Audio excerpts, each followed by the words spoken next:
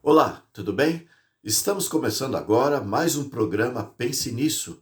O meu nome é Irineu Martins e para mim é uma grande honra, uma satisfação ter você aí para nos acompanhar neste momento de reflexão, de estudo da Palavra de Deus. Estamos começando agora um programa que é sequente dos outros programas que já fizemos. Estamos com o programa de número 42 a partir de agora. Então já fizemos muitos programas e estamos estudando a Bíblia para provar os acontecimentos finais debaixo de uma série que tem como título O Conflito Cósmico entre o Bem e o Mal. Se você então não assistiu os vídeos anteriores, para que você realmente fique sintonizado, fique harmonizado com aquilo que nós estamos considerando dentro dessa série, eu recomendo que você assista também, no momento oportuno, os outros vídeos, porque realmente ficará você esclarecido daquilo que nós estamos considerando sobre este assunto, evidentemente.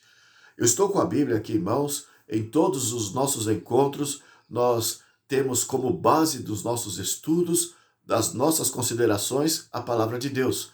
E também recomendo, portanto, se você puder ter uma Bíblia para acompanhar as leituras, os textos que vamos apresentar aqui, isso é também de muita importância para o desenvolvimento do nosso estudo, para o aprendizado, para a confirmação, enfim, a Bíblia nós temos que estudar juntos e eu faço essa recomendação a você. Todos nós somos beneficiados com isso. E cada encontro que nós fazemos, nós damos seguimento àquilo que já foi falado, né? E hoje não será diferente. Hoje nós vamos tratar de um assunto que é sequente daquilo que nós já estávamos conduzindo das nossas considerações. Só que você pode achar que o que vamos falar hoje é dado a um ocorrido recente que aconteceu lá em Israel.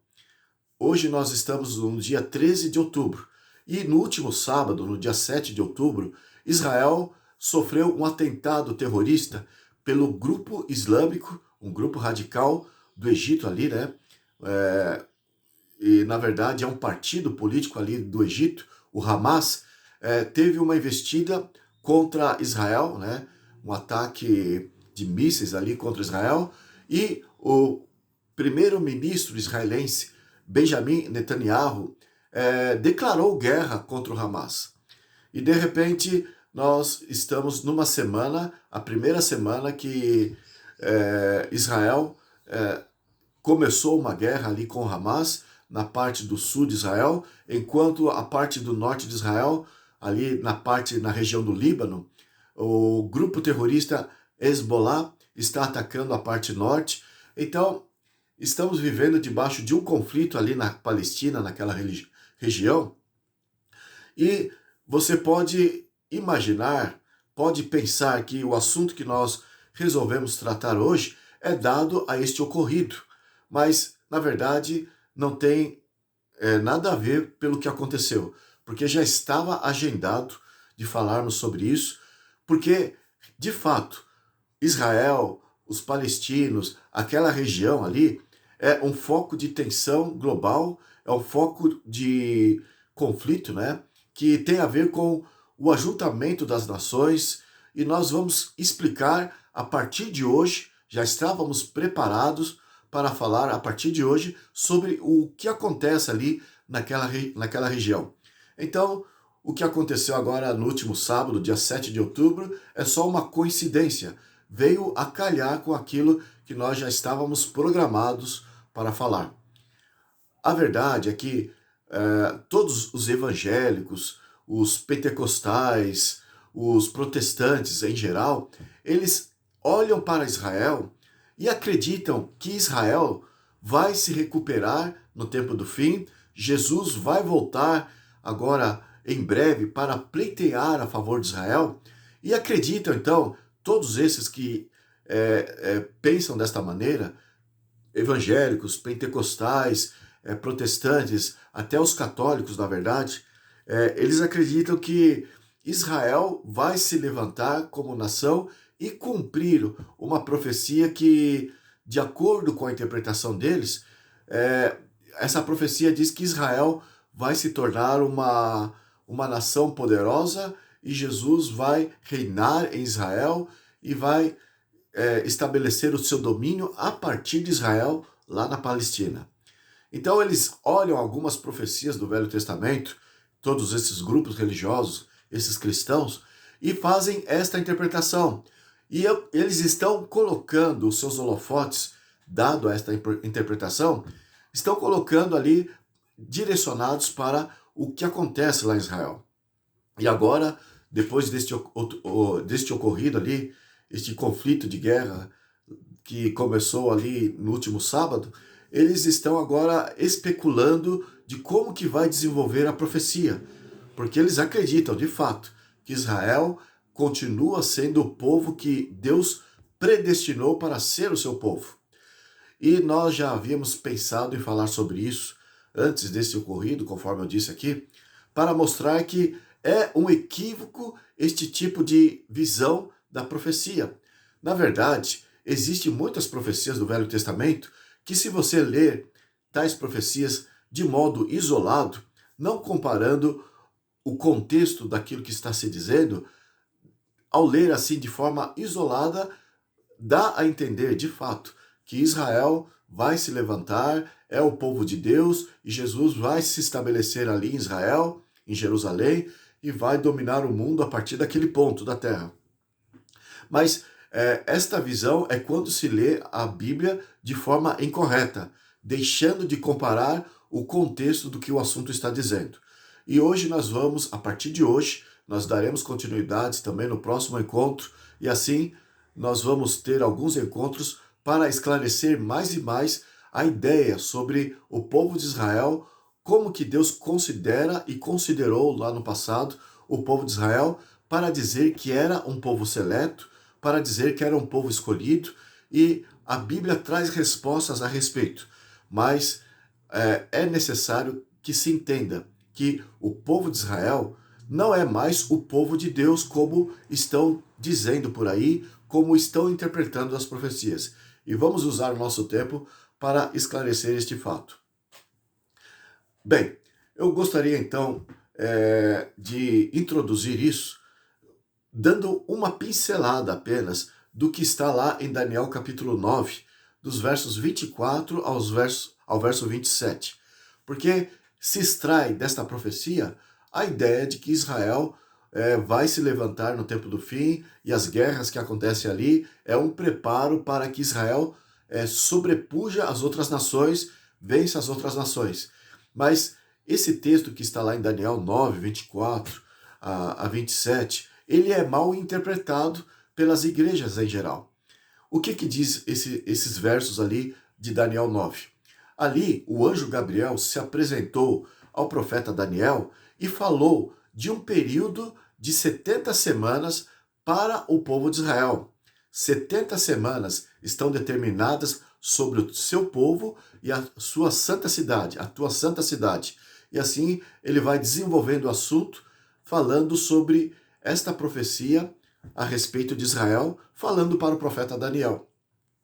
Então, o fato é que estou me adiantando, na verdade eu vou explicar isso melhor na próxima série, quando falarmos do plano da redenção de Deus, elaborado através do ritual do santuário, através do santuário celestial.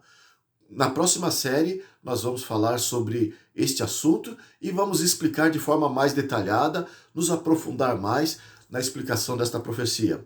Não era, na verdade, o interesse de explicar esta profecia para esta série, mas sendo que nós estamos falando do conflito cósmico entre o bem e o mal, e conforme eu disse, o assunto de Israel ali na Palestina tem tudo a ver com este conflito, esta globalização e esse ajuntamento das nações, enfim, sendo que tem a ver com toda esta mensagem de conflito final, eu estou dando uma pincelada aqui sobre esta profecia que será explicada na próxima série.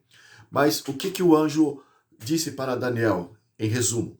Ele disse que 70 semanas seria um período que Deus ainda teria para com o povo de Israel, um período de tolerância, um período de misericórdia que Deus estaria comunicando à nação de Israel, a qual Daniel fazia parte daquele povo, né? Do povo de Israel. Então Deus iria ter esse período de tolerância que, na verdade, é descrito ali como 70 semanas.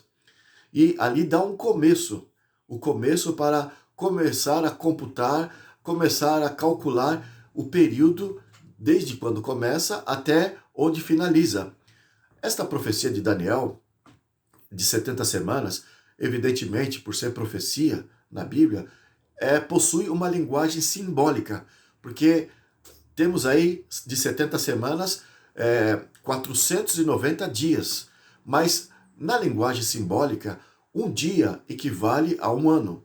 Nós já temos provado, temos explicado isso em vários encontros no passado, aí quando falamos do estudo do livro de Daniel, né?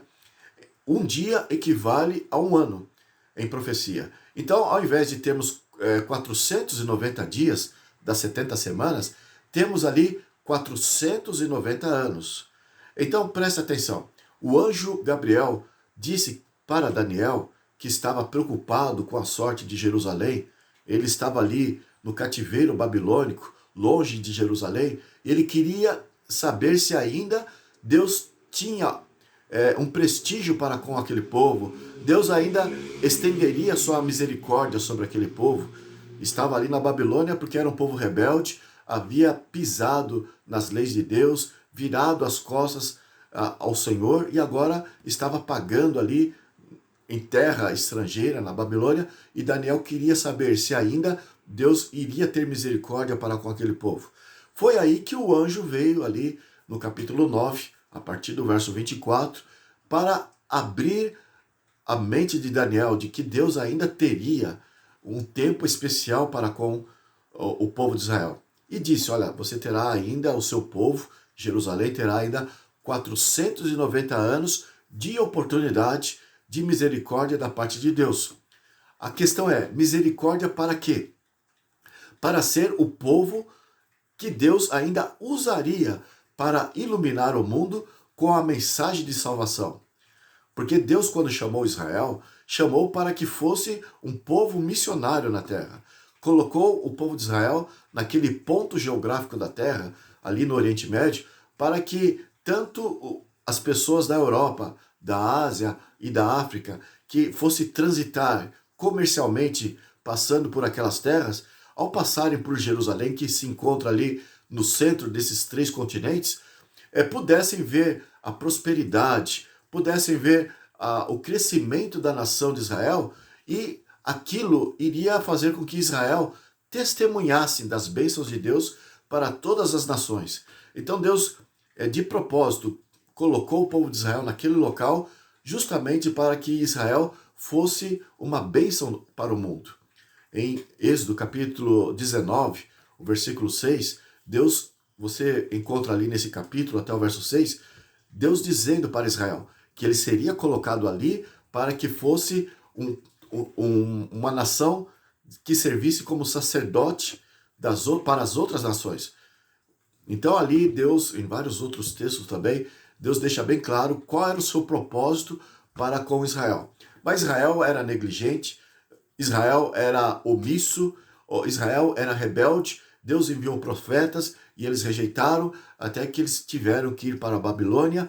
E assim Daniel perguntou ali para Deus, no capítulo 8 de Daniel, se eles ainda iriam permanecer muito tempo na Babilônia, e queria saber se realmente eles voltariam para Jerusalém. E o anjo, então, no capítulo 9, o anjo Gabriel, foi até Daniel para dizer, olha, vocês ainda terão 490 anos. Então, o começo da profecia, até o final dessa profecia, de 490 anos, nós temos ali para o tempo do início do cristianismo. O 490 anos, adiantando aqui a explicação da profecia, eu disse que não vou entrar em detalhes nesta série, na próxima série, mas adiantando a resposta, isso se dá, ou se finda essa profecia, no ano 34, no ano 34 da nossa era.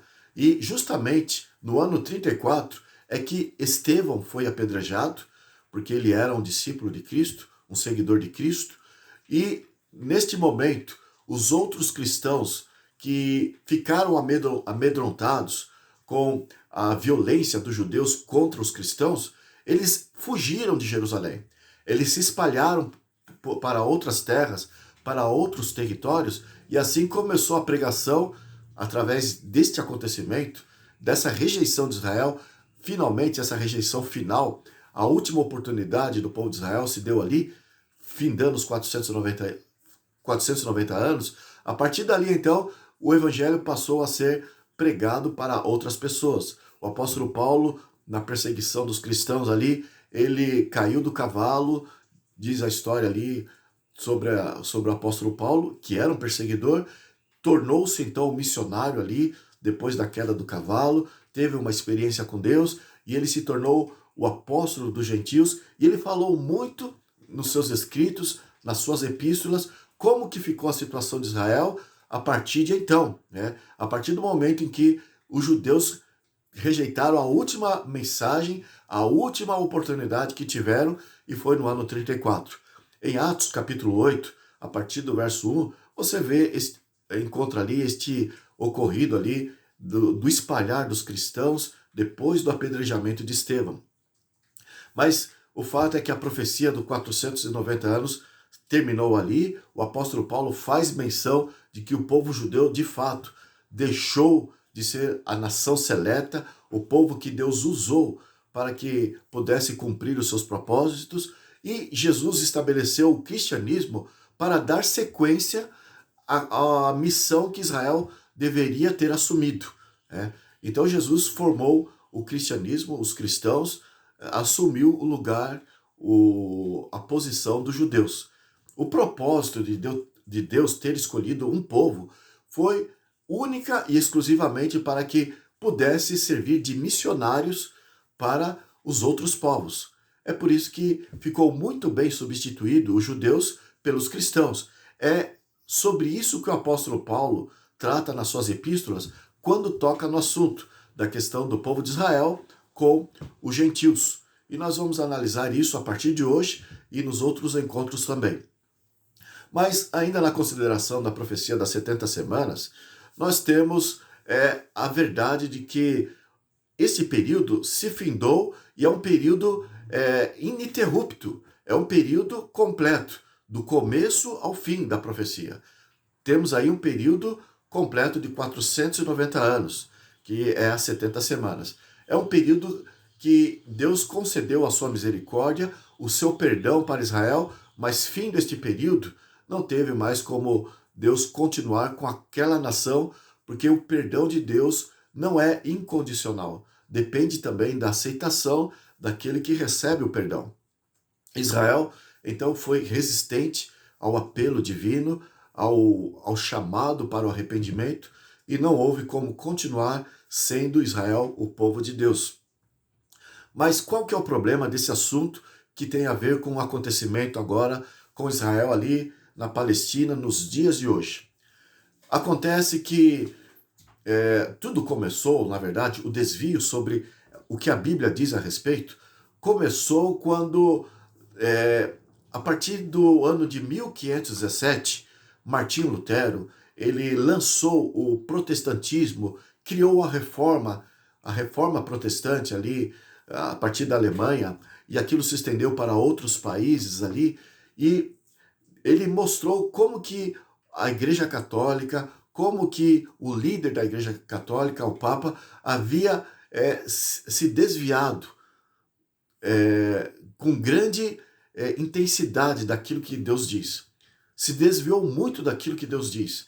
Eles não estavam mais considerando de fato a palavra de Deus. Estavam apenas sendo guiados pelo o que o Papa dizia, o que o Papa delegava. E a igreja se submeteu totalmente à autoridade do Papa. Conferiu a ele esse tipo de domínio. E o Papa, então, usou e abusou da sua autoridade. Foi assim que Martinho Lutero conseguiu provar nas teses que ele colocou ali na porta da igreja. Ele era um frei e pregava nas igrejas na Alemanha, no sul da Alemanha. E lá em outubro, não me lembro bem o dia, não sei se foi no dia 12 de outubro de 1517, ele colocou 95 teses na porta da igreja, no momento festivo ali, que vinha pessoas de vários locais para assistir à missa, mas ao se depararem ali na porta da igreja com aquelas teses de Martinho Lutero, então esses católicos daquele momento, naquele período, viram o quanto que a igreja havia realmente adulterado a verdade, se afastado da verdade. O protestantismo cresceu, muitos protestantes começaram a estudar a Bíblia e realmente confirmaram aquilo que Martinho Lutero havia lançado das acusações contra o papado. E quanto mais eles estudavam a Bíblia, mais eles viam que a igreja realmente havia rejeitado a palavra de Deus. Mas aconteceu que lá na Espanha, no ano de 1540, um homem chamado Luís Inácio de Loyola resolveu criar uma ordem para poder combater o avanço do protestantismo, combater a reforma. E a sua ordem é conhecida como a Ordem dos Jesuítas. Trata-se de uma ordem militar, um movimento militar que iria ajudar a Igreja Católica a ter respeito por outros povos. Então, esta ordem militar de Luís Inácio de Loyola teve como propósito ou eliminar de vez o protestantismo ou apenas corromper o protestantismo a tal ponto que fizesse com que estes se aliassem novamente à autoridade do papado. O importante é acabar com o protesto. Então eles fizeram este pacto, este voto de se empenhar contra os protestantes. Foi aí que no final do século XVI surgiu dois jesuítas, um chamado Luís de Alcazar e o outro Francisco Ribeira. Esses dois jesuítas pegaram a profecia de Daniel, principalmente Daniel capítulo 9, dos versos 24 a 27, conforme eu falei aqui, e deram um outro colorido, uma nova interpretação, mas, na verdade, para isso, eles criaram uma interpretação muito fantasiosa e é difícil de acreditar como que as massas religiosas, protestantes, evangélicos, pentecostais, abraçam aquilo que esses dois jesuítas, criaram para fazer com que as pessoas deixassem de olhar para o papado como sendo ele o anticristo. Porque todos os reformadores que estavam estudando as escrituras assacaram essa acusação contra o Papa. Eles viam o papado como sendo o anticristo que a Bíblia faz referência. Então, para tirar esta ideia dos protestantes de que o Papa é o anticristo, é que Luís de Alcazar e Francisco Ribeira criaram uma interpretação muito fantasiosa, e é até admirável, como eu disse, de ver como que essas pessoas que estudam a Bíblia, esses que não são católicos, acataram essa interpretação fantasiosa. O que diz essa interpretação que eu afirmo que é uma interpretação totalmente destituída do apoio bíblico, totalmente fantasiosa? A interpretação desses dois jesuítas ali do século XVI, Luís de Alcazar, na verdade, olhou algumas coisas de Daniel e colocou para o tempo antes de Cristo. Porque o Império Grego se dividiu em 4 dinastias, e da dinastia dos Seleucidas surgiu um homem perto do segundo século antes de Cristo, em torno desse período, um homem que, na verdade, era um rei da dinastia dos Seleucidas, Antíoco Epifânio, e ele fez ali algumas investidas contra o povo de Israel, e tendo esse histórico da dinastia dos Seleucidas, depois da divisão do Império Grego, então, através desse histórico, Luís de Alcazar disse que era este Antíoco Epifânio que seria aquele que iria destruir o templo, que iria perseguir o povo de Deus e jogar a verdade por terra. Então, a interpretação do jesuíta Luís de Alcazar, do que está lá em Daniel capítulo 9, nós denominamos como sendo uma interpretação preterista, uma referência ao passado, o ocorrido do passado. No entanto, o Francisco Ribeira, o outro jesuíta, ele colocou uma interpretação que é tida como a interpretação futurista. E é a esta visão de Francisco Ribeira que mais realmente chamou a atenção dos evangélicos, protestantes e assim por diante. E qual é o sensacionalismo da interpretação profética desse homem, Francisco Ribeira?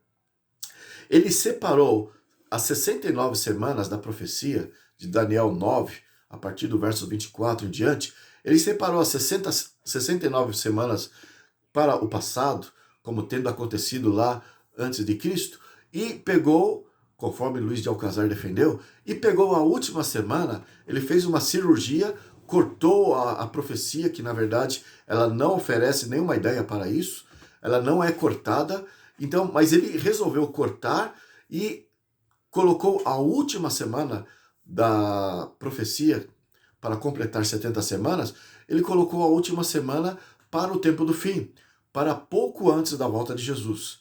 Então, aí está uma fantasia que realmente é admirável as pessoas aceitarem esse tipo de interpretação, sendo que a profecia não oferece esse tipo de visão. Não oferece nada a respeito que vá abonar essa ideia. Bem, o que acontece então para continuar a fantasia, a ficção, para interpretar esta profecia, a fim de desviar a atenção dos evangélicos, dos protestantes, do papado e colocar um outro no lugar do papado para ser o anticristo que a Bíblia aponta. Então ele disse assim, na sua visão, na última semana das 70 semanas, ela vai acontecer no tempo do fim, ocorrerá que Jesus virá, mas não virá de forma visível, virá de forma invisível. De repente as pessoas ouvirão o toque de trombeta, o clarim da trombeta sendo soado ali no céu, de forma sobrenatural, e as pessoas inesperadamente começarão a desaparecer. Em todas as partes do mundo haverá pessoas desaparecendo, e de repente essas são arrebatadas para o céu. Então aí ele deu uma interpretação também totalmente fantasiosa. A Bíblia não defende em parte alguma o assunto da volta de Jesus e o levar da sua igreja para o céu. Em parte alguma, a Bíblia fala de arrebatamento secreto. Arrebatamento sim, mas não secreto. Mas ele resolveu colocar esta fantasia e o mundo evangélico abraçou isso. Posteriormente nós vamos falar, não no encontro de hoje, mas nós vamos provar como ocorrerá a volta de Jesus, o que vai suceder por intermédio da volta de Jesus, e não tem nada a ver com o arrebatamento secreto. Mas Francisco Ribeira deu esta visão de que as pessoas vão desaparecer, a volta de Jesus será assim, de forma sobrenatural e invisível, e imediatamente a este acontecimento, aqueles que ficarem na terra, que não forem levados para o céu, essas pessoas vão passar 7 anos sofrendo alguns acontecimentos interessantes. Primeiro, que Israel deveria, no tempo do fim, erguer um templo, e neste templo um homem deveria assumir ali a autoridade sobre Israel, iria restaurar todos os cerimoniais do povo de Israel, os sacrifícios que se faziam ali no passado, ao tempo de Cristo, deveria ser restaurado pela autoridade, debaixo da autoridade desse homem, que pode ser um estadista europeu, pode ser até um líder muçulmano, enfim, eles estão expectantes, observando quem que pode ser esse homem que vai assumir o trono lá em Israel.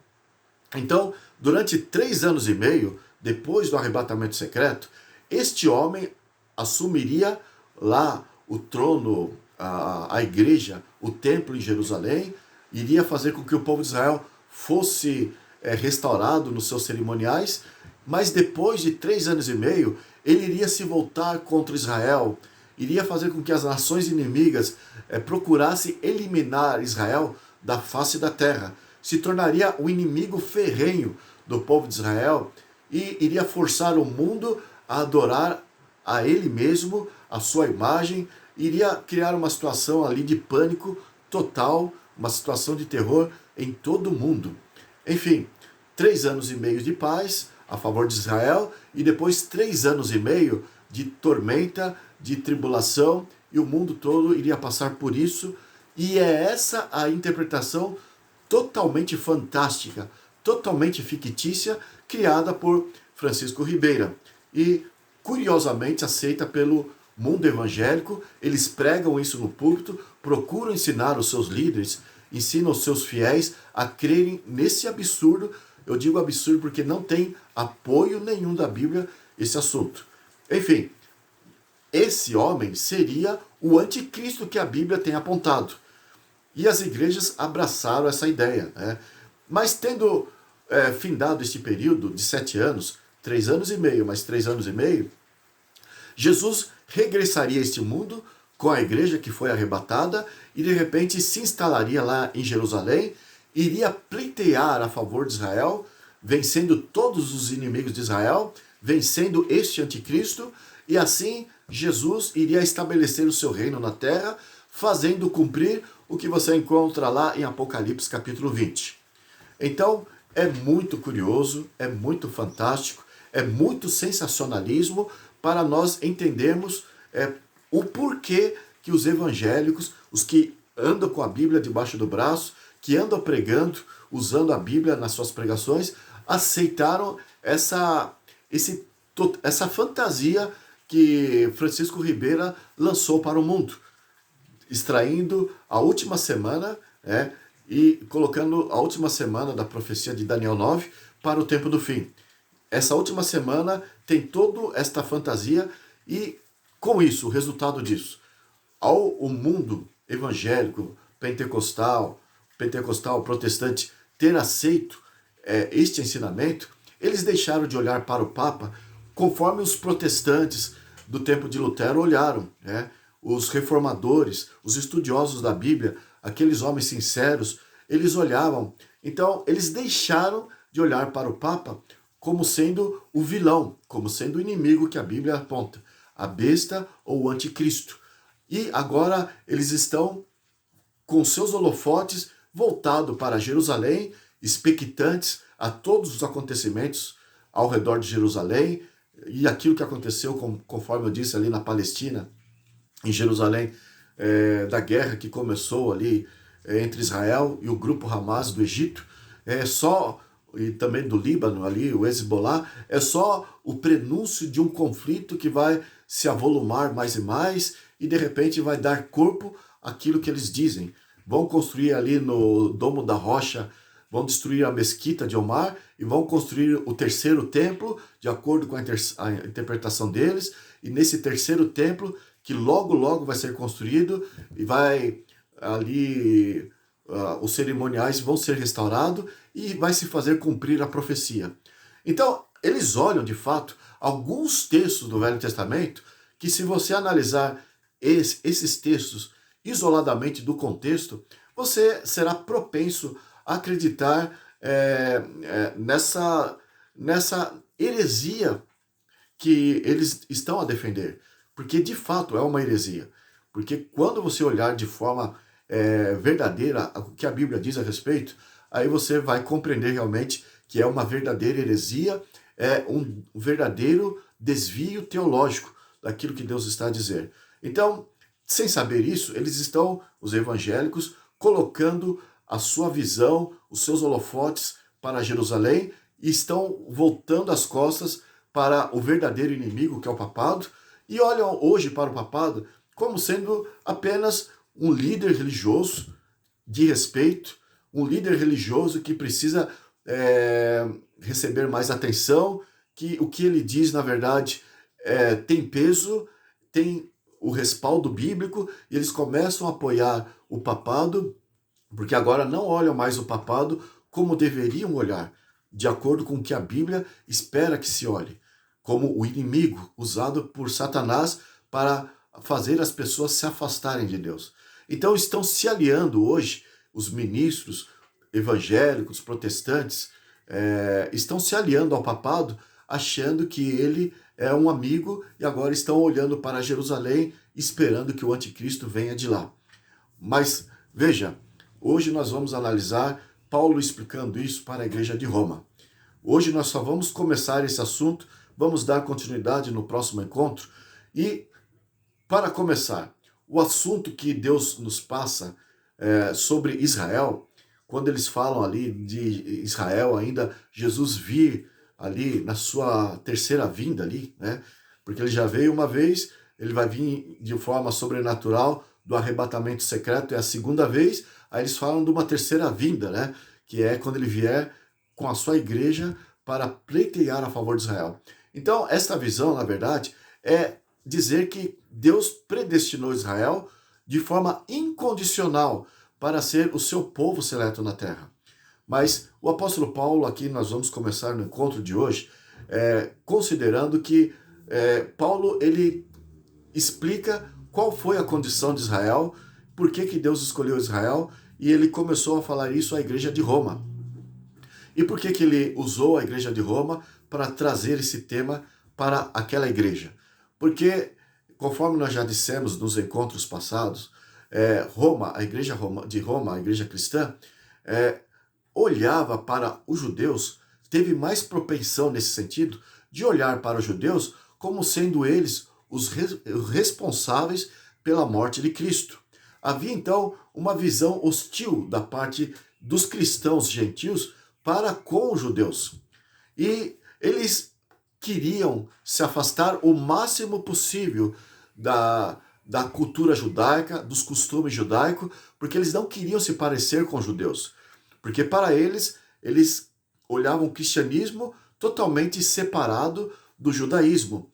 Mas acontece que Paulo, já mostramos aqui em encontros anteriores, ele sentia orgulho de se apresentar como sendo um verdadeiro judeu, um judeu zeloso, um judeu ortodoxo, um fariseu. Então, alguns textos que nós já apresentamos, não vamos trazer aqui, mas já falamos em encontros anteriores, Paulo se apresenta, ele mostra a sua credencial nesse sentido, o prazer que ele tinha de dizer que ele era judeu.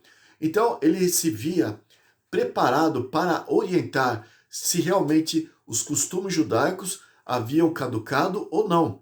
E é por isso que ele ia nas igrejas explicando o que foi caducado e o que continuava prevalecente daquilo que Deus passou para os judeus. Lá em São João capítulo 4, você encontra um episódio de Jesus. Ele foi ali para a região de Samaria e os samaritanos tinham uma encrenca com os judeus e vice-versa. Mas Jesus era judeu. E Jesus criou um diálogo ali com uma mulher samaritana na beira do poço. E depois, no desenvolvimento do diálogo, Jesus disse para aquela mulher: vocês não sabem quem vocês adoram. Nós, judeus, sabemos, e eu vos digo que a salvação vem dos judeus. Então, Jesus deixou bem claro para aquela mulher, e serve para nós, que havia muito daquilo que Deus deixou para os judeus que tem a ver com a salvação de toda a raça humana. E Paulo, quando ele queria explicar para as igrejas dos gentios a respeito daquilo que os judeus possuíam, daquilo que eles receberam da parte de Deus, ele considerava dos oráculos que os judeus possuíam da parte de Deus, que muito daquilo que Deus passou para eles estava em vigor. Existia aquilo que, de fato, caducou, mas existia aquilo que era espiritual e tinha o seu valor eternizado, né? Então nós temos que saber distinguir aquilo que deveria caducar e aquilo que deveria prevalecer. E Paulo, então, ele procurava orientar as igrejas a respeito desses fatos, né? Do que caducou e do que continuou em vigor. E ele tinha prazer de mostrar isso. Jesus, em São João, capítulo 5, verso 39, ali você lê ele dizendo assim: examinais as escrituras, porque julgais ter nelas a vida eterna, e são elas que de mim testificam. Em outras palavras, Jesus pediu para estudarmos, nos aprofundarmos no conhecimento das escrituras. E não pense que, quando ele falou isso, ele se reportou necessariamente ao Novo Testamento. Ele se reportou ao Velho Testamento, aquilo que foi dado aos judeus, né? Porque o Novo Testamento nem sequer havia começado a ser escrito. Foi depois da ascensão de Jesus ao céu que o Novo Testamento começou a ser escrito.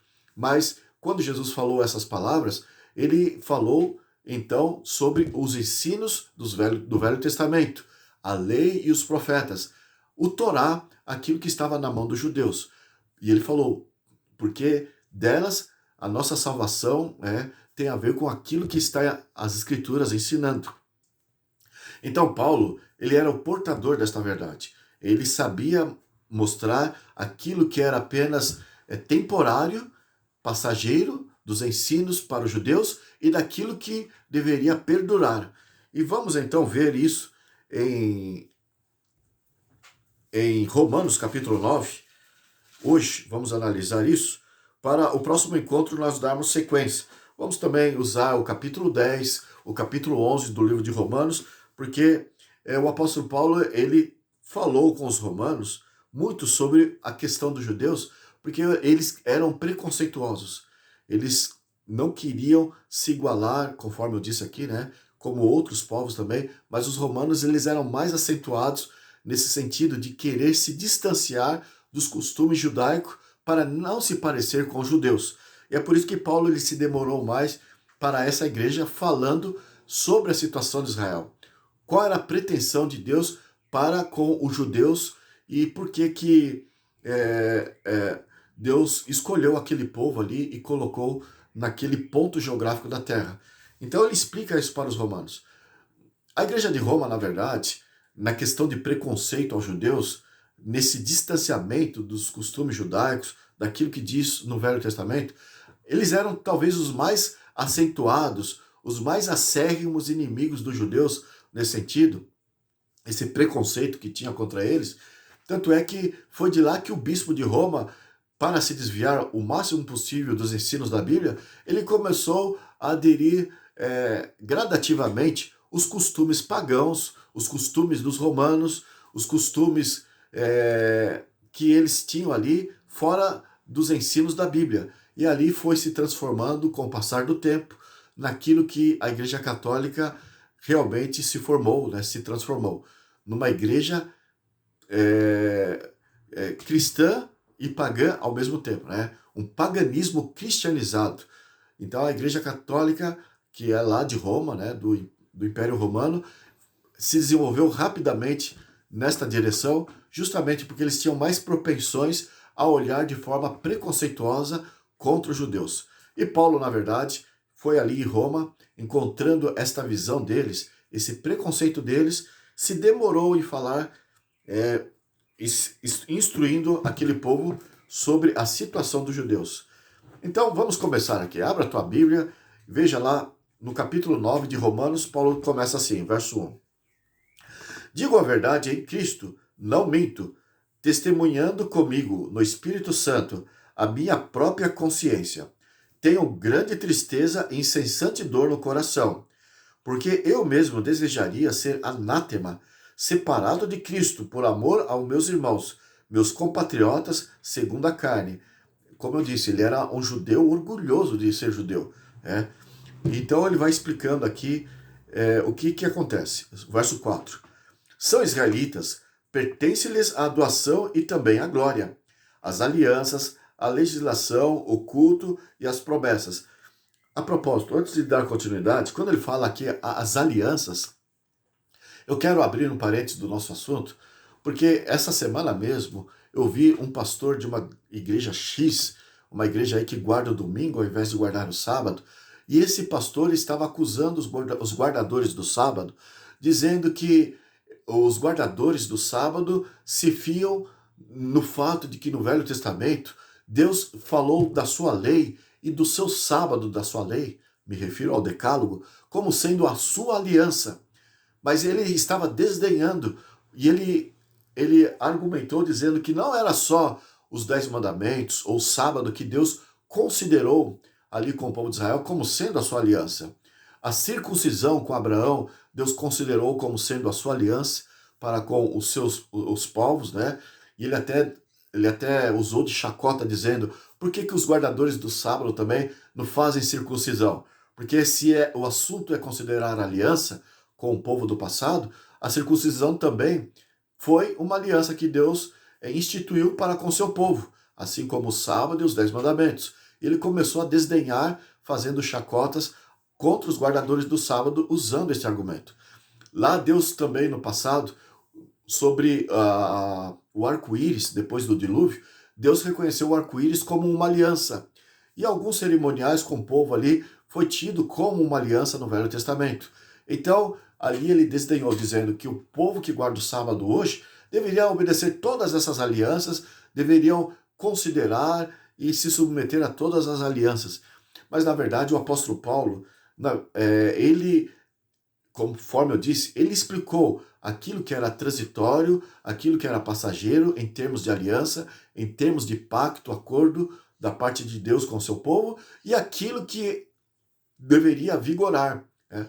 E o assunto dos guardadores do sábado nos dias de hoje, com respeito a considerar a lei de Deus na sua totalidade, conforme você encontra lá em Tiago capítulo 2, os versos 10 ao 12, você encontra lá em Eclesiastes capítulo 12, 13 e 14, você encontra ali em Apocalipse capítulo 11, verso 19, e vários outros textos do Velho e do Novo Testamento, com respeito a esta guarda do sábado que nós consideramos porque a Bíblia manda. O fato é que esta aliança, o assunto do sábado, é, é imutável, é perdurável. É como Jesus falou, o sábado foi feito por causa do homem. Ou seja, a partir do momento que o homem foi criado, Deus instituiu o sábado e isso significa que enquanto o homem existir, o sábado, que foi criado para o seu benefício, para a sua alegria, o sábado existirá, porque foi feito por causa do homem. E Deus criou o sábado desde a criação. Não foi para o judeu lá no Monte Sinai, isso já explicamos ali. E já explicamos que o sábado, ele, na verdade, é uma lei moral que, por exemplo, do Decálogo, a lei moral para a parte física, para o corpo, você encontra nos 6 últimos mandamentos a parte moral que você tem da parte de Deus para nós, que devemos nos relacionar mutuamente, de forma horizontal, de um para com o outro. Então, esta é a parte moral. Quando Deus diz ali no Decálogo, honra teu pai e tua mãe, não matarás, não adulterarás, não furtarás, não dirás falso testemunho e não cobiçarás. Então, esses 6 mandamentos do Decálogo, se você obedece a Deus, esses 6 mandamentos, você estará amando o teu próximo, né? Então, aí nós temos este lado que realmente você reconhece como necessário. E os 3 primeiros mandamentos é o lado espiritual da lei. Quando diz, não terás outros deuses diante de mim, não farás para ti imagem de escultura, não tomarás o nome do Senhor teu Deus em vão. Então, os 3 primeiros mandamentos do Decálogo têm a ver com o lado espiritual, o lado de Deus. O homem, quando obedece esses 3 mandamentos, ele está se sujeitando, respeitando a Deus, e quando ele obedece os 6 últimos mandamentos, além de respeitar a Deus, ele está também valorizando o seu próximo. Então, o sábado se encontra entre esses 2 aspectos do mandamento do Decálogo, o aspecto espiritual e o aspecto físico, o aspecto material. E o que tem a ver o sábado como aliança com base nessa ótica? Bem, no aspecto físico, o sábado, todos sabem que o corpo precisa de descanso. Nós, seres humanos, somos limitados, somos falíveis e precisamos de ter um momento para descansar o corpo. E a ciência comprova que é realmente viável, é propício a cada 6 dias de trabalho termos um dia, que dá sequência ao 6º dia, né? Então, de cada 7 dias temos um dia, né, que devemos ter como descanso. 6 dias de trabalho, como diz o Decálogo, e o 7º dia é o dia do descanso, conforme Deus instituiu desde o princípio. Gênesis capítulo 3, do versículo 1 ao versículo 3. Então, Gênesis capítulo 2, versículo 1 ao versículo 3. Você encontra ali no começo da Bíblia isso, e o Decálogo ali, Êxodo capítulo 20, 8 a 11, reforça o assunto da criação. Então, o sábado atende às nossas necessidades básicas. É o dia de descanso do corpo, né? É o dia para você fazer descansar a natureza, fazer descansar a mente, você ter o seu momento com família. É totalmente benéfico o assunto do sábado no aspecto físico. Então, atende o lado material, o lado físico, o 4º mandamento. Mas também o quarto mandamento atende às nossas relações espirituais para com Deus. Por quê?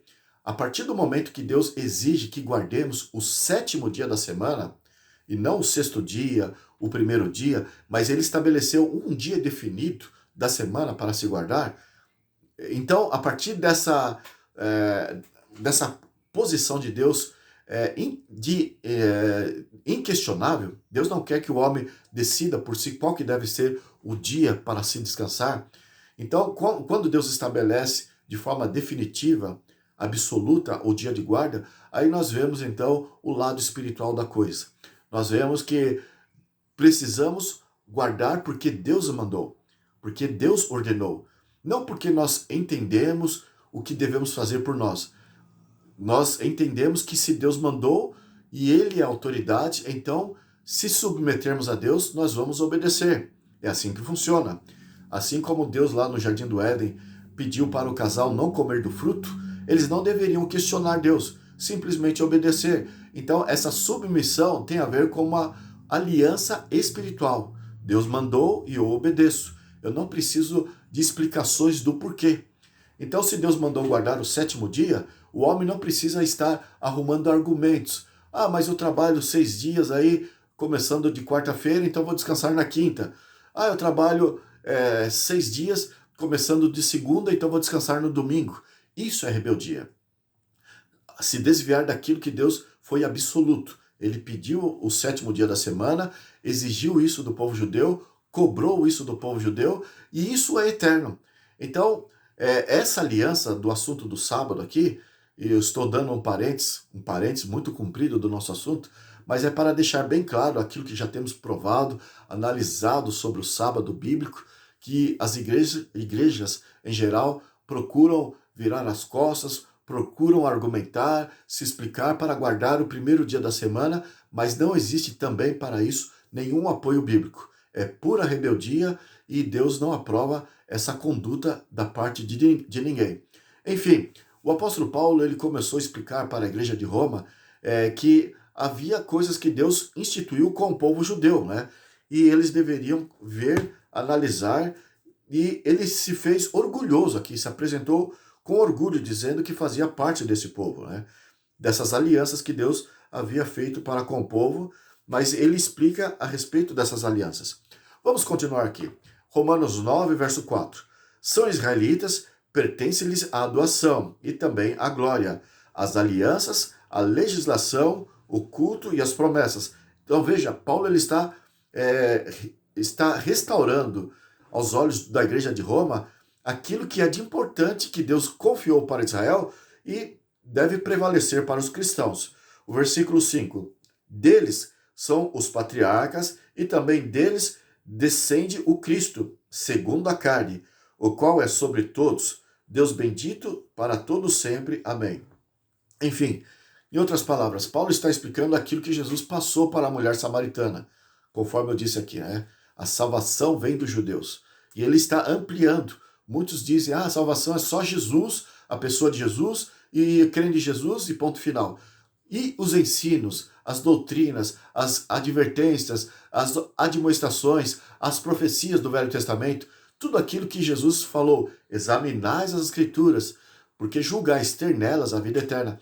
Então, tudo que diz respeito aos ensinos para a nossa salvação está ali no Velho Testamento. Foi confiado aos judeus. E quando Jesus falou para a mulher samaritana, a salvação vem dos judeus, está intimamente ligado a todos os ensinos que os judeus receberam. E, evidentemente, especialmente sobre Jesus, o Cristo que o Velho Testamento apontava. Agora, ele vai dar uns ensinos aqui a respeito de como que Deus considerou o povo judeu, né, através de Abraão. Veja, Romanos 9, a partir do verso 6, nós lemos.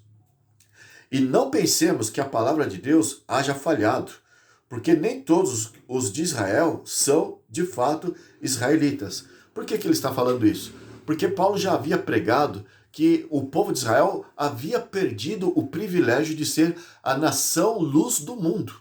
Conforme Êxodo 19, verso 6, Deus havia delegado para aquele povo. Então Paulo já havia ensinado, não é mais aquele povo. Mas acontece que Deus havia prometido que Israel seria o povo dele, o povo para sempre. Mas um aparente paradoxo nos ensinos de Paulo. Então Paulo está esclarecendo para a igreja preconceituosa de Roma, preconceituosa contra os judeus, dizendo, olha, Deus não falhou da promessa. Deus disse que seria o povo de Israel para sempre, mas ele vai explicar como que isso funciona aos olhos de Deus desde o princípio. E diz assim, então, o verso 6, porque nem todos os de Israel são de fato israelitas. O verso 7, nem por serem descendentes de Abraão são todos filhos, mas em Isaque será chamada a sua descendência. Então ele tocou o nome de Isaque. Quem que foi Isaque? Isaque, na verdade, foi o filho de Abraão, o filho da promessa que Deus havia prometido para Abraão e para sua esposa Sara. Se você ler lá no livro de Gênesis, você vai entender o que Paulo está passando aqui para a igreja de Roma. Sara era uma mulher estéril e já estava numa idade avançada, além de ser estéril. Talvez o útero já estava ressequido ali, já estava seco o útero e, pela visão humana, não poderia ter mais filhos. Perdeu a oportunidade de ter filhos e assim por diante. E, de repente, Deus apareceu para Abraão. Ele já tinha 75 anos, já estava velho também, e a sua esposa Sara, conforme eu disse, velhos os dois, e já sem esperança. E Deus, então, a partir lá de Gênesis capítulo 2, se não me falha a memória, nesse capítulo de Gênesis, Deus se apresentou para Abraão e fez uma promessa que dele haveria uma grande nação. Sara chegou a rir, porque aquilo, aos olhos humanos, era impossível. Mas Deus prometeu e dele haveria realmente um filho legítimo. E um filho que Deus estava prometendo que faria uma grande nação para a Sara e para Abraão. Mas só que Abraão, apesar de ser o pai da fé, conforme a Bíblia apresenta, ele era um ser humano como qualquer um de nós. E ele tinha os seus momentos de recaídas, titubeava na fé, e assim ele foi desenvolvendo a sua fé no relacionamento para com Deus. Mas nesse processo de desenvolvimento de fé para com Deus, ele resolveu se aventurar com a serva de Sara. O nome dela era Agar. E era uma egípcia. E, de repente, para poder fazer cumprir a promessa de Deus de que de Abraão haveria uma grande nação, ele tomou a serva de Sara, se deitou com ela e nasceu Ismael do relacionamento com Sara, com Agar, quer dizer, a serva de Sara. Então, foi um filho, Ismael foi um filho que é um produto das obras. Ele criou aquela situação e não deixou Deus cumprir o que ele havia prometido. Ele providenciou aquele acontecimento, Abraão, ao se apossar da serva de Sara, Agar, e ter se deitado com ela, e aí nasceu Ismael. Então, não era o filho da promessa, mas o filho da promessa veio depois. Depois, Deus realmente abriu a madre o ventre de Sara, ela conseguiu gerar um filho ali, e de repente nasceu Isaque.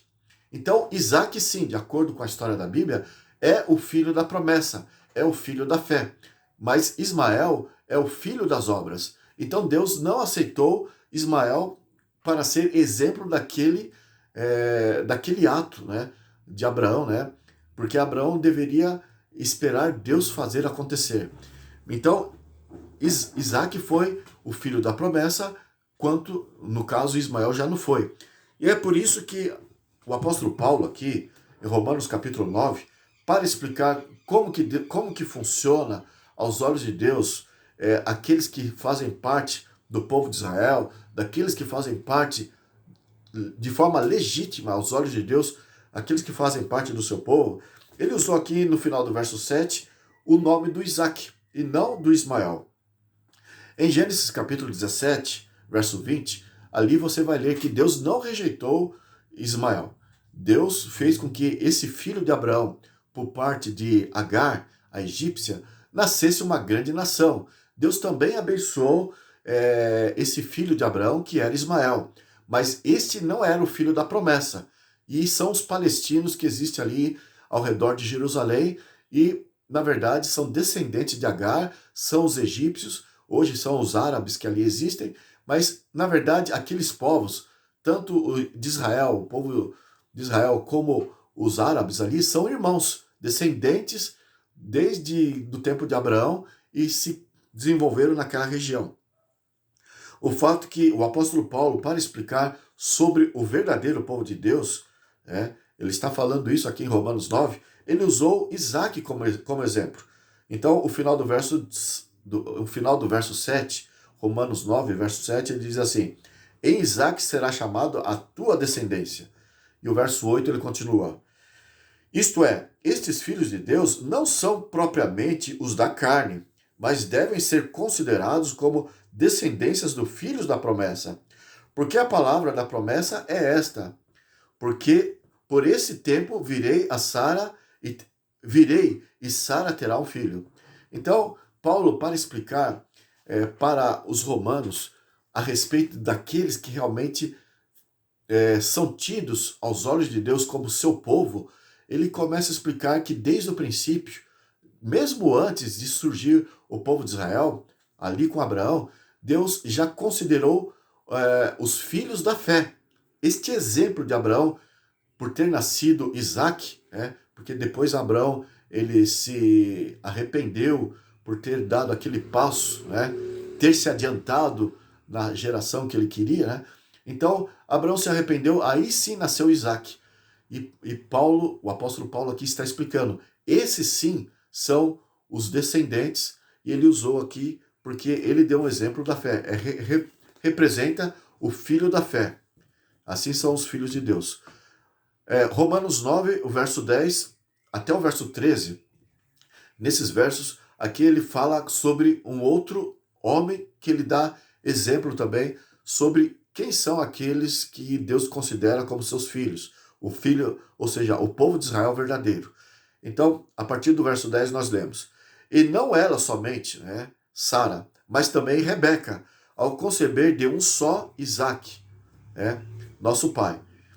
Então, Rebeca com Isaque também se tornou uma família e geraram aqui 2 filhos. Vamos ver o que ele diz aqui. Verso 11.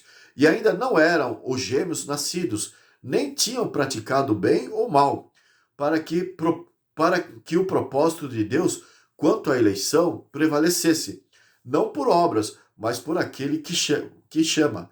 Ou seja, ele está dizendo que antes de surgir o povo de Israel, os descendentes de Jacó, que é o povo de Israel, Deus então já havia escolhido Jacó, e ele vai dizer isso aqui, nós vamos ler, Deus já havia escolhido Jacó, porque Deus de antemão já via que Jacó seria o filho da obediência, o filho que iria se submeter à graça de Deus, enquanto Esaú, o irmão de Jacó, iria rejeitar essa graça, não seria tido como o filho da promessa. Então é isso que Paulo está desenvolvendo aqui. Então o verso 12 diz: já fora dito a ela, a Rebeca, o mais velho será servo do mais novo. E isso você vê lá em Gênesis capítulo 25, verso 23, quando nasceu esses 2, que são gêmeos, Esaú e Jacó. Então, Esaú nasceu primeiro, Jacó era o mais moço, mas mesmo sendo mais moço, Deus elegeu Jacó como sendo ele o principal. Então aqui Paulo está dizendo isso. Por que isso aconteceu? O verso 12 eu já li, agora o verso 13. Como está escrito: amei Jacó, porém me aborreci de Esaú. Então, por que Deus escolheu Jacó e se aborreceu de Esaú? O termo aborrecer aqui representa colocar de lado. Você lê em Lucas capítulo 14, verso 26, Jesus usando esse mesmo termo, quando ele voltar, ele colocará as ovelhas à direita e os bodes à esquerda, colocará de lado. Então, essa mesma expressão, que é tirada da palavra me aborreci. Ele colocou de lado a Esaú, mas ele amou a Jacó. E por que o apóstolo Paulo está colocando assim? Porque o apóstolo Paulo está enfatizando o que aconteceu entre esses dois irmãos.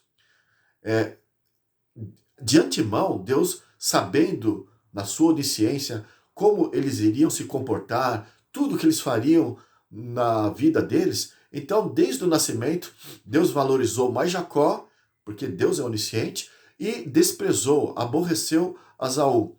Ambos foram pecadores, ambos erraram na vida. No entanto, no histórico desses dois, Jacó se arrependeu, se entregou a Deus, enquanto Esaú permaneceu rebelde contra Deus. E Deus, na sua onisciência, na sua presciência, viu que essas coisas iriam acontecer e desde o princípio, então, ele relatou este fato, amando, ou seja, acolhendo Jacó e se aborrecendo de Esaú. Não porque Deus rejeitou Esaú, mas porque Deus viu a conduta de Esaú, ainda que ocorreria lá no futuro. E aqui no verso 14 ele usa um outro exemplo para explicar como que Deus escolhe o seu povo.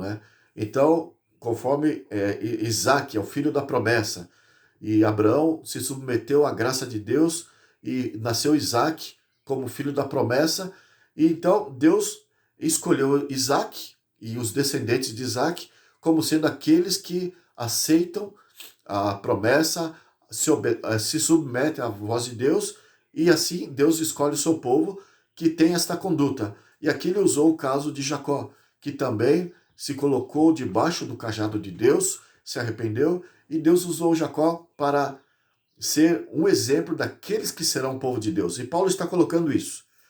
Romanos capítulo 9, do verso 14 ao 18, nós lemos assim. Um outro exemplo que Paulo passa para a igreja de Roma. Que diremos, pois? Há injustiça da parte de Deus? De modo nenhum. Pois ele diz a Moisés, terei misericórdia de quem me aprouver, ter misericórdia, e compadecer-me-ei de quem me aprouver ter compaixão. Assim, pois, não depende de quem quer ou de quem corre, mas de usar Deus da sua misericórdia. Dá a entender, com essas palavras do apóstolo Paulo, da doutrina da predestinação que João Calvino havia disseminado ali, e cresceu a igreja metodista, enfim, dá a impressão de que ele defende, a Bíblia defende a predestinação, de que Deus desde o princípio escolhe uns para serem salvos e outros para se perderem. Com base nessa visão calvinista, é como se Deus, aqueles que foram escolhidos por Deus para serem salvos, esses podem fazer o que quiserem na sua vida, podem procurar se afastar, mas se Deus predestinou para serem salvos, eles serão salvos de qualquer jeito, porque Deus escolheu eles para serem salvos. Por outro lado, aqueles que Deus rejeitou desde o princípio, nas palavras de Paulo, parece que ele está defendendo esta ideia. Então, esses podem se esforçar o máximo possível, podem pedir a Deus o quanto quiserem, mas Deus colocou eles para se perderem e não há nada que eles possam fazer para mudar essa situação. Então, esta é a visão calvinista, a visão da predestinação. Mas quando se lê o texto assim, os ensinos da Bíblia rapidamente, aqui, por exemplo, do apóstolo Paulo, dá realmente a entender que Deus predestina as coisas e isso é uma atitude injusta da parte de Deus. Mas, na verdade, não é assim que funciona. O fato é que, vamos ver, lá, por exemplo, o que você olha lá em Êxodo, capítulo 4, veja lá, realmente o caso do faraó, se você analisar alguns textos da Bíblia isolado do contexto, dá a entender que realmente Deus predestinou para se perder. Êxodo capítulo 4, verso 21, nós lemos assim. Disse o Senhor a Moisés, quando voltares ao Egito, vê que faças diante do faraó todos os milagres que te hei posto na mão, mas eu lhe endurecerei o coração para que não deixe ir o povo. Você conhece a história. Deus comissionou Moisés para ir ter com o faraó para que pleiteasse a favor do povo de Israel, para que fosse liberto das mãos de faraó, para que o povo fosse para a terra prometida lá em Canaã. E Deus está dizendo, vai e peça ao faraó, mas eu endurecerei o seu coração para que ele não deixe o povo ir. Então nós lemos aqui na Bíblia esta colocação, mas esse é um texto fora do contexto, assim como aquela colocação do apóstolo Paulo ali na igreja de Roma, lá no capítulo 9 que estamos lendo. Vamos ver ainda no capítulo 7 de Êxodo, o verso 3. Nós lemos assim: Eu, porém, endurecerei o coração de Faraó e multiplicarei na terra do Egito os meus sinais e as minhas maravilhas. Então, para fazer sinais e maravilhas, parece que Deus precisou usar esse método, endurecer o coração do faraó, a fim de que ele pudesse mostrar o seu poder naquelas terras. Capítulo 8, verso 32, nós lemos assim também, né? De Êxodo 8, 32. Mas ainda esta vez endureceu o faraó o coração e não deixou ir o povo. Então Deus mandava pragas e Deus endurecia o coração do faraó, de acordo com a leitura da Bíblia, né? E parecia que realmente Faraó era forçado por Deus a sofrer mais pragas. Cada vez que Faraó dizia não para Moisés, mais pragas Faraó sofria. Ali em Êxodo 9:34 ainda nós lemos: Tendo visto Faraó que cessaram as chuvas, as pedras e os trovões, que eram as pragas, né? Tornou a pecar e endureceu o coração, ele e os seus oficiais. Então, Deus já havia dito ali para Moisés, em Êxodo capítulo 4, verso 1, que ele iria endurecer o coração do faraó. Então, quando se lê assim, de forma isolada, às vezes nós nos precipitamos em concluir aquele texto, mas uma conclusão assim, apenas de um texto, de um verso, isolado do seu contexto, isso forma um pretexto. Então, na verdade, forma uma heresia, um equívoco doutrinário. E nós vamos esclarecer, por exemplo, que não é assim que funciona na Bíblia. Porque na Bíblia, muito do que Deus diz, ou muito do que Deus permite acontecer, é tido como se fosse ele o causador. E por isso que dá a entender desta linguagem que é ele que causou aquele endurecimento. Mas não é isso que a Bíblia está a dizer. Vamos olhar lá em Êxodo capítulo 4 de novo, o verso 23. Olha só qual foi, na verdade, o primeiro recado que Deus pediu para Moisés falar para o faraó. Êxodo 4, 23, nós lemos assim: Digo-te, pois, deixa ir o meu povo, para que me sirva, mas se recusares deixá-lo ir, eis que eu matarei o teu filho, o teu primogênito. Então veja, o primeiro recado que Moisés deu a Faraó foi com respeito à morte do seu próprio filho, o filho do Faraó. Por que a primeira mensagem que Moisés deu para Faraó foi sobre a morte do filho dele? Deus ordenou que Moisés falasse isso para Faraó. Então, se essa foi a primeira mensagem, é porque Deus queria que o Faraó não precisasse passar por essa situação. Tanto é que, para evitar que chegasse a esse momento, esse infortúnio de tirar a vida do filho do faraó, Deus mandou 9 pragas. Então, Deus foi misericordioso com as pragas. Deus tensionou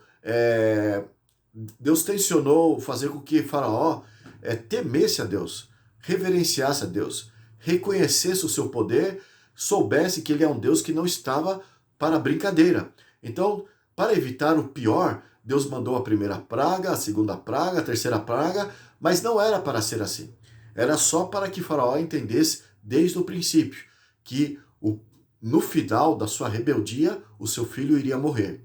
Então, se Deus teve esses tantos avisos antes desse acontecimento da morte do seu filho, é porque Deus tentou fazer com que Faraó se arrependesse. Mas a Bíblia usou esta linguagem que dá a entender que Deus era o Deus que estava endurecendo o coração do faraó. Mas não, era na verdade uma atitude de permissão. Deus estava permitindo o faraó agir conforme o seu coração bem entendesse. Veja lá em 1 Timóteo 2,4. Veja o que Deus diz na Bíblia. 1 Timóteo 2,4, como ele trata a todas as pessoas ao redor do mundo, de todas as épocas. Nós lemos assim, 1 Timóteo 2,4, o qual deseja que todos os homens sejam salvos e cheguem ao pleno conhecimento da verdade. Então, ele deseja que todos os homens, veja a abrangência do texto, todos os homens, independente de quem seja, Deus quer que eles se arrependam. É isso que Deus tensionou com Faraó, embora a linguagem bíblica diga outra coisa, mas é uma linguagem, uma expressão de idioma hebraico ali. Segundo Pedro 3, verso 9, nós lemos assim, não retarda o Senhor a sua promessa, como alguns a julgam demorada. Pelo contrário, ele é longânimo para convosco, não querendo que nenhum homem pereça, senão que todos cheguem ao arrependimento.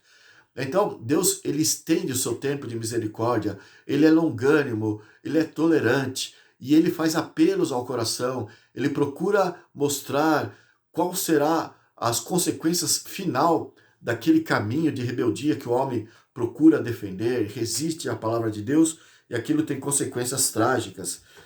Enfim, Deus faz o melhor, mas o homem, ele escolhe os seus próprios caminhos.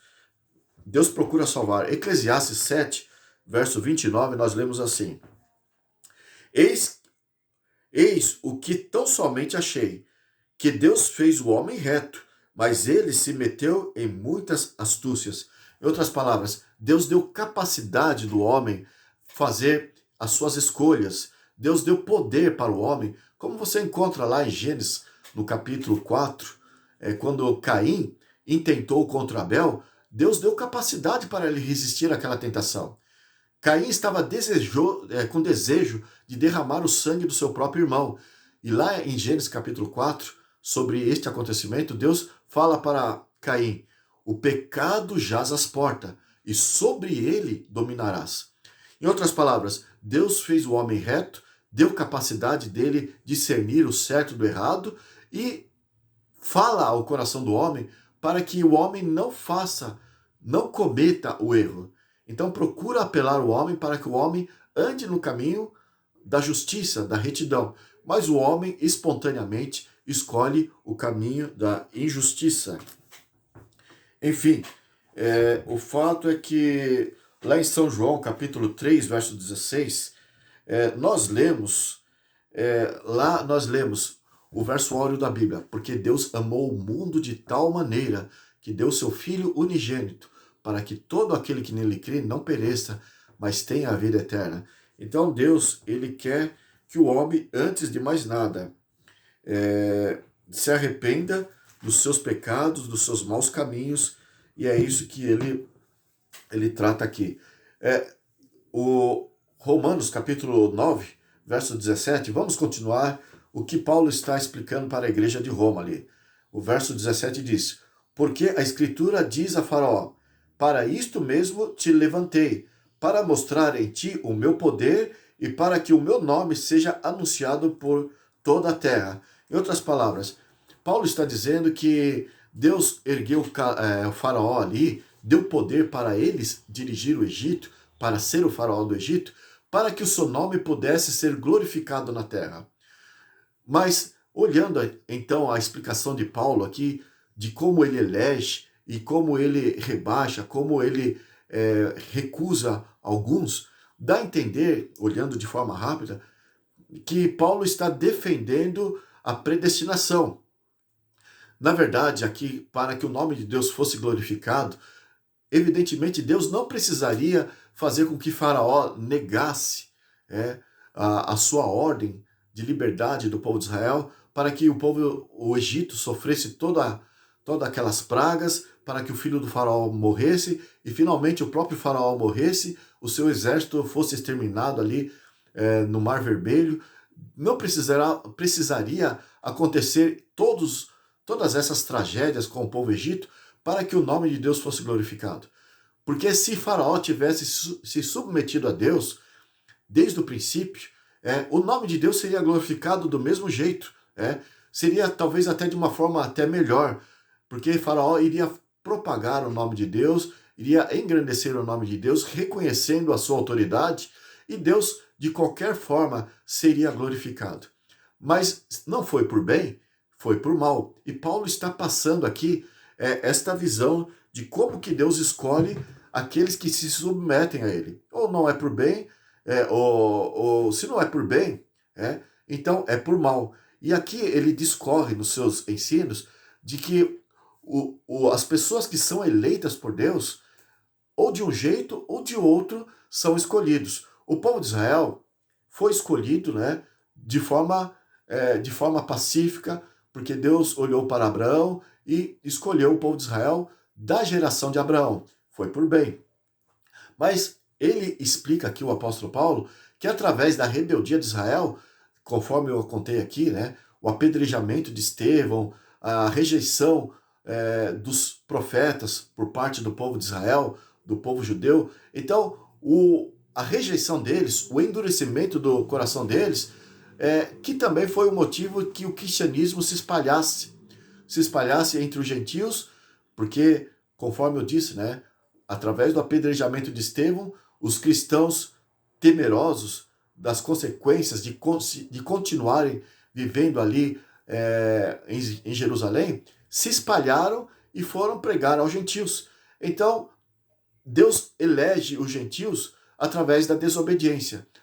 O fato é que Deus será glorificado. O fato é que seu nome será levado a todo mundo, ou por bem ou por mal, ou através do zelo do povo de Israel, que deveria ser, ou através da rebeldia do povo de Israel. Mas Deus está selecionando os seus com base no exemplo da graça, da aceitação da graça, da demonstração da fé, e é isso que Paulo está discorrendo aqui para a igreja de Roma. O verso 19 diz assim, Romanos 9, 19. Tu, porém, me dirás, de que me queixa, de que se queixa ele ainda? Pois quem jamais resistiu à sua vontade? Quem és tu, homem, para discutires com Deus? Porventura pode o objeto perguntar a quem o fez, por que me fizesse assim? Ou não tem o oleiro direito sobre a massa, para do mesmo barro fazer um vaso para a honra e outro para a desonra? O verso 22. Que diremos, pois, se Deus, querendo mostrar a tua ira e dar a conhecer o seu poder, suportou com muita longanimidade os vasos da ira, preparados para a perdição, a fim de que também desse a conhecer as riquezas da sua glória em vasos de misericórdia, que para a glória preparou de antemão. Enfim, os escritos do apóstolo Paulo aqui, ele só está procurando explicar que Deus, na sua onisciência, já havia preparado os vasos da bênção, né? Os vasos que ele tem como estima, né?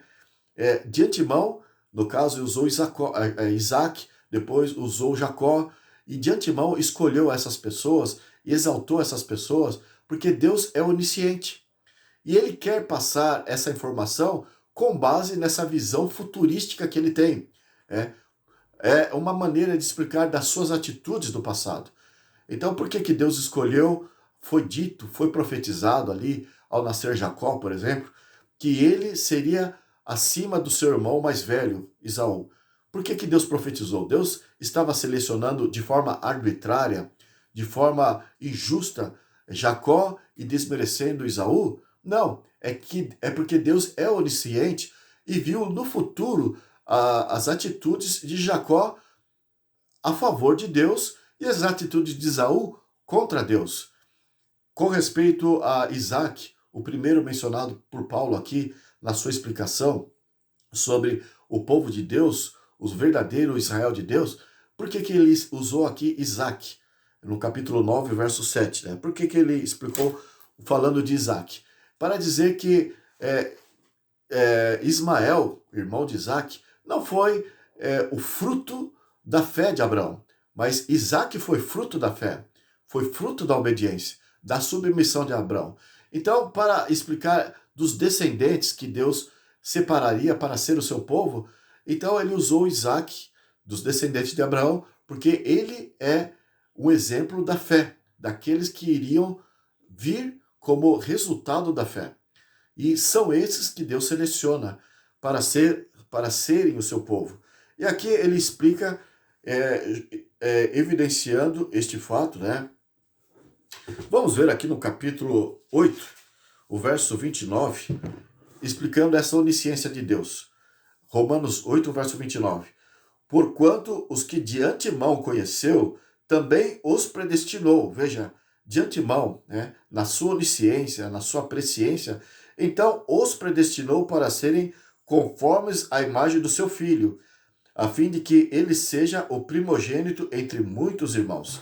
Então, é tudo apenas uma linguagem que Paulo usa que pode parecer confusa quando se lê de forma rápida. A propósito, já mencionamos aqui que Pedro, falando sobre os escritos de Paulo, Pedro advertiu que muitos torcem os escritos de Paulo para a sua perdição. Porque Paulo, lá em 2 Pedro 3,16, Pedro explica que Paulo, o apóstolo Paulo, ele é culto, ele é um homem acadêmico, um erudito, e é por isso que os seus escritos são difíceis de entender. Então, Paulo filosofava muito. E aqui nós temos um exemplo disso, esse capítulo 9, o capítulo 10, o capítulo 11 de Romanos, que quando a pessoa ler rapidamente, vai ter a mesma visão ali, que, por exemplo, lá, quando Deus falou que iria endurecer o coração do faraó, quando lê assim, ler rapidamente esses textos e muitos outros, dá a impressão de que a Bíblia está dizendo uma coisa, porque a Bíblia está enfatizando aquele assunto, naquele momento, de um certo jeito. Mas comparando com outros versos, com outros textos da Bíblia, é que se aclara melhor o assunto, que se compreende melhor. E quando as pessoas leem os livros de Paulo, as epístolas de Paulo, sem essa atitude de comparação, toma decisões, conclusões precipitadas.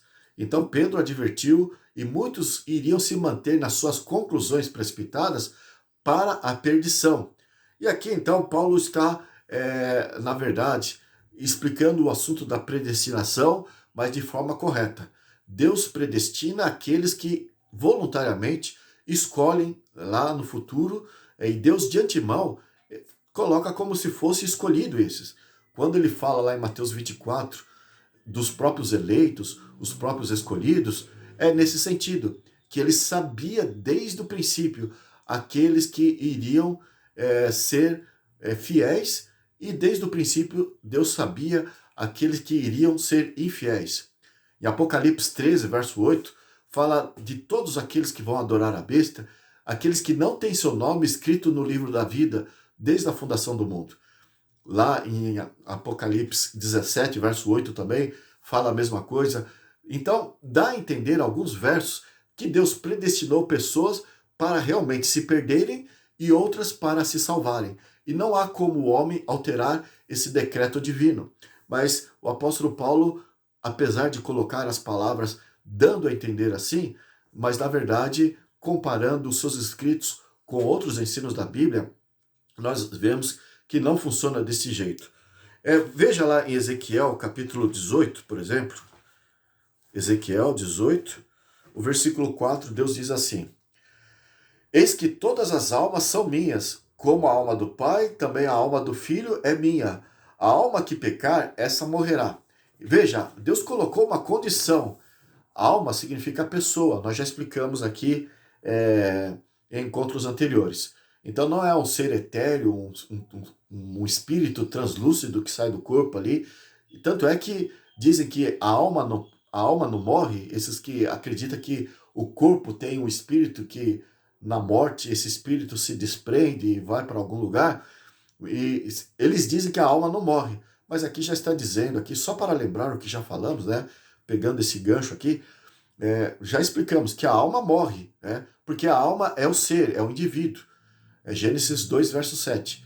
O homem, o corpo recebeu o fôlego de Deus e a pessoa passou a existir, passou a ser uma alma vivente. Então, a alma que pecar, o ser humano, então essa morrerá. Mas aqui só foi um parênteses do assunto que, na verdade, que nos interessa está no verso 24. Ezequiel 18, verso 24 diz assim: Mas desviando-se o justo da sua justiça e cometendo iniquidade, fazendo segundo todas as abominações que faz o perverso, acaso viverá? De todos os atos de justiça que tiver praticado, não se fará memória. Na sua transgressão com que transgrediu e no pecado que cometeu, nele morrerá. Morrerá. O verso 25. No entanto, dizeis: o caminho do Senhor não é direito. Ouvi agora, ó casa de Israel: não é o meu caminho direito? Não são os vossos caminhos tortuosos? E o verso 26 arremata: desviando-se o justo da sua justiça e cometendo iniquidade, morrerá por causa dela. Na iniquidade que cometeu, morrerá. Do jeito que Deus trata um ser humano, nós podemos então entender quais são os princípios que ele defende para com o homem na terra. Não só o ser humano, o indivíduo, mas com uma nação inteira. Né? Então, se a pessoa é fiel, se a pessoa é justa, olhando individualmente, caso por caso, o que Deus está dizendo aqui através de Ezequiel é que se essa pessoa viveu de forma justa, mas depois no final se voltou contra Deus, se apegou ao caminho da injustiça, então perdeu a sua chance, perdeu a sua salvação. A oportunidade de vida eterna, ele rejeitou no final da sua vida, então o galardão dessa pessoa será a morte eterna. Então, do jeito que Deus considera o indivíduo, conforme nós lemos aqui de Ezequiel 18, 24 ao 26, Deus considera uma nação. Israel seria uma nação que seria abençoada, seria o povo de Deus se permanecesse nos caminhos de Deus. Porque o assunto de Deus não é só Deus escolher, mas a pessoa deve aceitar e deve perseverar. Né? Aquele que perseverar até o fim, esse será salvo. São Mateus 10, verso 22, Apocalipse 2, verso 18, se não me falha a memória, em vários outros textos da Bíblia, a perseverança é fundamental. A partir do momento que a pessoa vira as costas a Deus e de repente Deus tem limites na sua justiça. Lá em Mateus 12, verso 30, verso 31, diz que o pecado contra o Espírito Santo é irrevogável. Né? Então, Deus tem tolerância, Deus tem paciência, Deus espera, Deus é longânimo, mas há um momento que na justiça de Deus, Deus precisa colocar um ponto final na rebeldia. E quando Deus coloca esse ponto final, é o pecado contra o Espírito Santo. É o pecado que não tem mais revogação. Né? Passou à margem da tolerância de Deus. No caso, para com a nação de Israel, Deus enviou profetas, Deus levou para o cativeiro, primeiro fez o povo, os assírios, com Tiglat-Pileser, no ano 722, levarem cativo o povo de Israel, as 10 tribos do norte ali, sofreu muito martírio, muito sofrimento, foram hostilizados, foram escravizados pelos assírios. Deus permitiu acontecer com as 10 tribos lá do norte, no ano 722, com Tiglat-Pileser, da Síria, né? Depois, Deus fez mais apelos com as 2 tribos do sul, né? O povo de Judá ali, e de repente Deus mandou eles para o cativeiro babilônico, depois tirou eles do cativeiro babilônico, enviou mais profetas, enviou João Batista, o próprio Deus, Cristo Jesus, que é Emanuel, que significa Deus conosco, veio até o povo de Israel, fez os seus apelos, Jesus foi crucificado, foi rejeitado, mas ainda Jesus continuou apelando a eles para que se arrependesse, enviou os discípulos lá no Pentecostes, fez uma demonstração impressionante para que eles soubessem que Deus estava do lado dos discípulos, aqueles que haviam andado com Cristo, mas eles ainda rejeitaram os discípulos, e aconteceu ali no ano 34, conforme eu falei, o caso de apedrejarem Estevão, e ali os cristãos tiveram que se espalhar, porque a partir daquele ano, daquele momento, definitivamente o povo selou a sua sorte como nação. Havia pecado contra o Espírito Santo, havia cumprido o período de 490 anos da profecia de Daniel 9, verso 24 ao verso 27, conforme nós já explicamos aqui. Então, eles haviam ultrapassado a margem, o ponto de retorno. Não haveria mais Deus de ter plano para com Israel, para ser o seu povo. Em Efésios capítulo 4, nós lemos uma declaração de Paulo para que possamos saber que Deus tem, na verdade, sentimentos. E nós vemos aqui ele falando no capítulo 4, o verso 30, o seguinte, Efésios 4, verso 30. E não entristeçais o Espírito de Deus, no qual foste selado para o dia da redenção. Veja, existe uma doutrina corrente aí, eu não vou dizer qual igreja, é uma igreja protestante, mas essa igreja muito forte, muito conhecida, e de membros muito amáveis, muito queridos, esses membros dessa igreja, enfim, eles têm uma doutrina muito, muito curiosa e muito fora da Bíblia ao mesmo tempo. É fora da Bíblia e curiosa. Eles dizem, uma vez salvo, salvo para sempre. E ali eles usam uma argumentação de que se a pessoa é filho, pode cometer erro, mas continua sendo filho. Mas isso, apesar desta argumentação, isso não é bíblico. Não é assim que funciona com Deus. A pessoa tem liberdade de se afastar da paternidade celestial. Por exemplo, os fariseus, lá em São João 8,44, Jesus falou que eles não eram filhos de Deus. Eles eram filhos do diabo. E ele acrescentou o porquê. Porque o diabo é mentiroso e homicida e eles praticavam as mesmas obras do diabo. Então eles eram filhos do diabo. E a Bíblia define aqueles que são filhos de Deus. E não tem esse negócio de uma vez salvo, salvo para sempre. Aqui, entre outros textos, nós vemos, não entristeçais o Espírito Santo no qual foste selado. Porque a partir do momento que uma pessoa aceita Cristo, aceita Jesus, ele é selado no céu, Deus faz de tudo para salvar essa pessoa. Mas acontece esta pessoa, procurar se voltar para o mundo e procurar rebater os apelos de Deus, resistir o convite de arrependimento e insiste nessa rejeição até que ele vai entristecendo o Espírito Santo, vai entristecendo, até que finalmente acaba pecando contra o Espírito Santo, acaba extinguindo o Espírito Santo da sua vida. E assim, como funciona com uma pessoa, funciona, conforme nós lemos ali no livro de Ezequiel, capítulo 18, funciona com uma nação. Do jeito que Deus trata uma pessoa, é a maneira que ele entende como ele deve praticar a sua justiça.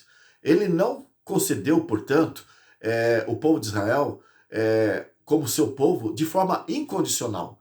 O povo de Israel pecou contra o Espírito, a profecia das 70 semanas é para explicar isso. Nós vamos dar continuidade no próximo estudo para esclarecer mais esses ensinos de Paulo, de que o povo de Deus é aqueles que aceitam a graça, aceitam a graça, se submete à palavra de Deus, se arrepende, e é esse exemplo que Abraão deu, que ele usou para ser o seu povo, para designar o seu povo na terra. E se não é pelo povo de sangue, será pelo povo daqueles que não é de sangue de Abraão. É por isso que João Batista falou que o machado estava colocado sobre a raiz. Aquele que não produz fruto é cortado e lançado fora. Lá no início de Lucas, lá quando João Batista começou a pregar. Finalmente, vamos ver Romanos 9, do verso 10 ao 33, porque aqui nós temos o resumo de Paulo dizendo o seguinte: que diremos, pois, que os gentios que não buscavam a justificação vieram a alcançá-la, todavia a que decorre da fé. Israel, que buscava a lei da justiça, não chegou a atingir essa lei. Por quê? Porque não decorreu da fé, e sim de como que das obras. Tropeçaram na pedra de tropeço. E o verso 33 conclui: como está escrito, eis que ponho em Sião uma pedra de tropeço, e rocha de escândalo, e aquele que nela crê não será confundido. Então, Paulo aqui resumia a ideia, de que Israel se tornou o povo de Deus com Abraão não porque merecia, não porque pelas obras. E aqui, nesse sentido, Deus escolheu pela sua graça, e da mesma forma, os gentios foram escolhidos não porque buscava Deus, não porque merecia, mas pela transgressão de Israel, a graça de Deus, através dos cristãos foragidos da perseguição dos judeus, alcançou os gentios. De uma forma ou de outra, toda a terra seria alcançada pela glória, pelo poder de Deus, e Deus coloca assim, o apóstolo Paulo diz que Deus usou esta situação ou estas situações para poder alcançar todas as pessoas. Os filhos da ira, aqui conforme ele colocou, que Deus antecipou antes de nascerem, ele coloca como sendo aqueles que buscariam a salvação pelas obras. Esses são os filhos da ira que você encontra em Romanos capítulo 9. Enfim, o fato é que hoje nós demos o pontapé inicial para explicarmos a situação do povo de Israel de acordo com os ensinos da Bíblia. Paulo já deixou bem claro que é não o povo carne e sangue que Deus valoriza, mas aqueles que Deus considera porque aceitaram a sua graça, aceitaram o seu favor, a sua misericórdia, e essas pessoas que são tidas como o povo de Deus. E os judeus estavam dentro deste plano, debaixo da graça de Deus. Mas a tolerância de Deus teve que ter fim para com a nação de Israel, e esse negócio de acreditar que a nação de Israel ainda é o povo de Deus, e Deus tem um projeto, um plano de recuperar a autonomia, a autoridade dessa nação entre as demais nações, isso é um equívoco teológico e é um tremendo perigo acreditar assim. Porque os que pensam assim estão deixando de olhar para o papado, conforme a Bíblia espera que olhemos, e nos preparemos contra os argumentos enganosos do papado para enlaçar o mundo todo debaixo do seu sinal, que é o sinal, conforme você encontra lá em Apocalipse 13, e já temos falado sobre esse sinal. E, enfim, o nosso tempo está esgotado. No próximo encontro nós vamos dar sequência a esse assunto, vamos considerar Romanos 10, Romanos 11, e você vai entender qual é a situação de Israel, finalmente, aos olhos de Deus, conforme é declarado pela sua palavra, a Bíblia Sagrada. Eu agradeço, então, a Deus, agradeço a você por ter nos acompanhado, peço que você pense nisso, e que Deus abençoe, e até o próximo encontro.